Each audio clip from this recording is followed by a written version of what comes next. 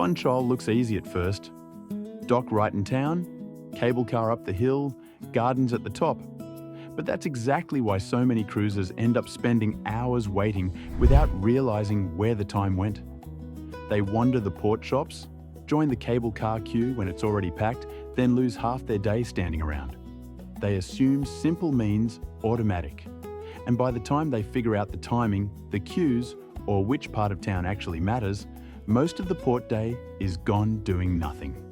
I'm Charlie from Travel Day Trip Ideas, and today we're covering Funchal, Madeira.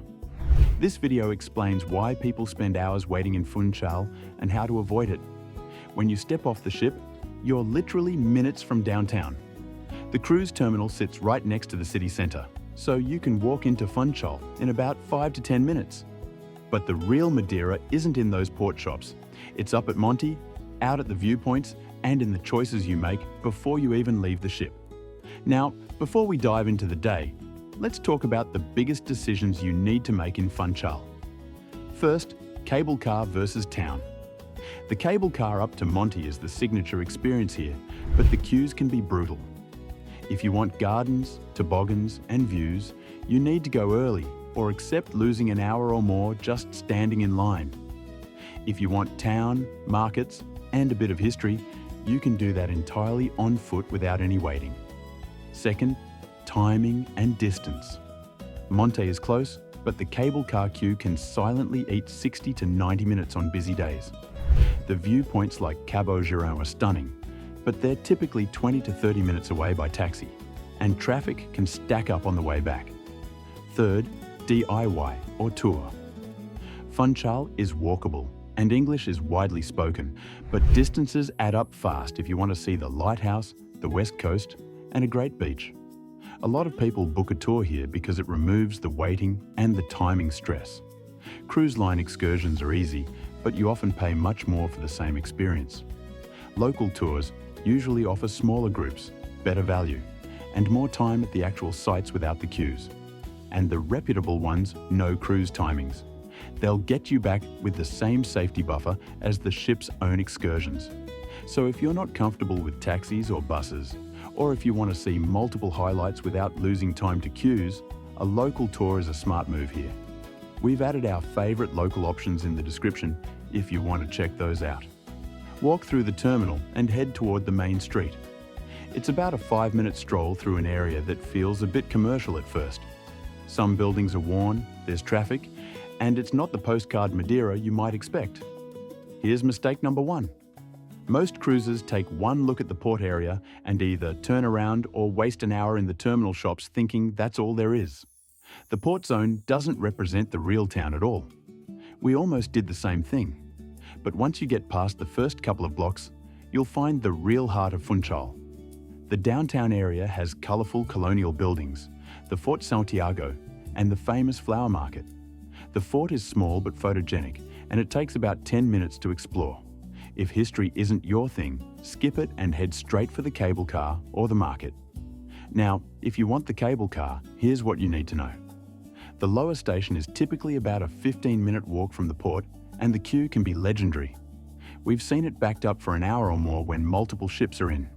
The ride itself is beautiful. You're whisked up the hillside with views over the city, the harbour, and your cruise ship below. The journey usually takes about 15 minutes, and the cost typically runs around €14 one way or €20 return. At the top, you'll find Monte, a charming hilltop area with the Monte Palace Tropical Garden and the famous toboggan ride. The gardens are absolutely worth it. Over 3,000 tropical plant species, elevated canopy walkways, and some of the best photo opportunities on the island. Admission often runs around €18 for adults, and you'll want at least 90 minutes to explore properly. The toboggan ride is the other big draw. You sit in a wicker basket and 2 drivers in straw hats push you down the hill on a 2-kilometre stretch of road. It's quirky, it's fun, and it typically costs around €27 for one person or €35 for 2. Here's the thing though. The toboggan doesn't bring you all the way back down to Funchal. It stops about halfway, and you'll need to take a taxi or bus the rest of the way. So don't buy a return ticket for the cable car.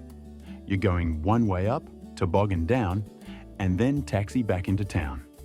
Here's mistake number 2 that catches many visitors. Not planning how you're getting back from Monte. If you take the toboggan down, you need to confirm how you're getting back to Funchal. Taxis often wait at the bottom, but availability can vary if you're not prepared. The bus is cheaper, but schedules can be unpredictable, and if you miss the right one, you're scrambling and losing more time. This is one port where a lot of visitors prefer a guided option because the timing is tight and the logistics can trip you up. Tours handle the cable car, the gardens, the toboggan, and the return, all without the stress of managing queues or transport or losing time figuring it out. For lunch, skip the tourist spots near the port and find a local restaurant in the old town.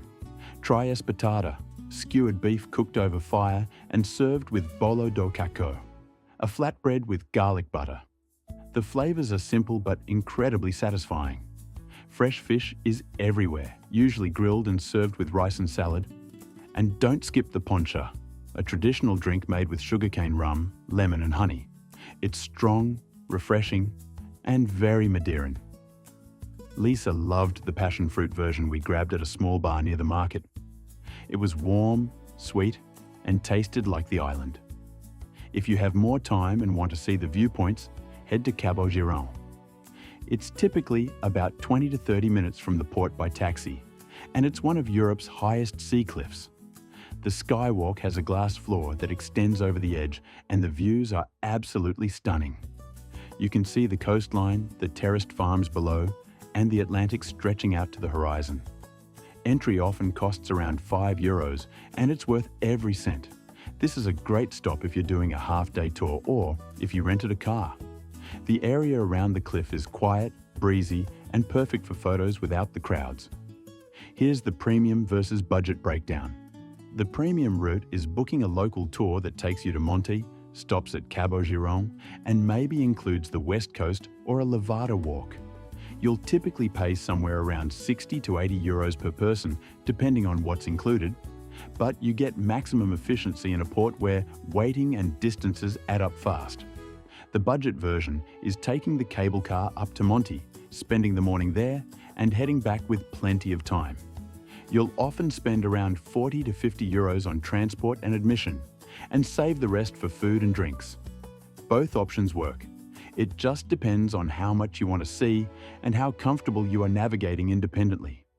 As the afternoon winds down, make your way back to the port. Traffic can get heavy around the hotel strip and downtown bridges, especially in the afternoon. So leave yourself at least 90 minutes before your ship's departure time. Here's mistake number 3. Don't rely on buses to get you back on time. They run regularly, but can be unpredictable when it's busy. If you're at Monte or Cabo Giron, consider booking a taxi for your return or asking your driver to come back for you. It's often worth the extra cost for peace of mind, which is why many cruisers choose a local tour instead of trying to manage the timing themselves. On the walk back to the ship, we stopped at a small cafe and grabbed a pastel de nata. It was warm, flaky, and tasted like Portugal. That's the magic of Funchal. It's easy, but it's also beautiful. You get stunning views, friendly locals, and a vibe that's relaxed without being boring. If you only do one thing today, make it Monte. The cable car, the gardens, and the toboggan create memories that last long after your cruise ends. Just don't waste your time standing in queues when you could be up there enjoying it. That's how you avoid spending hours waiting in Funchal. We've added our favorite local tours in the description below. Great value, smaller groups, and they've always had us back to the ship with plenty of time. Tell us how you'd spend your day in Funchal and keep watching for the next port.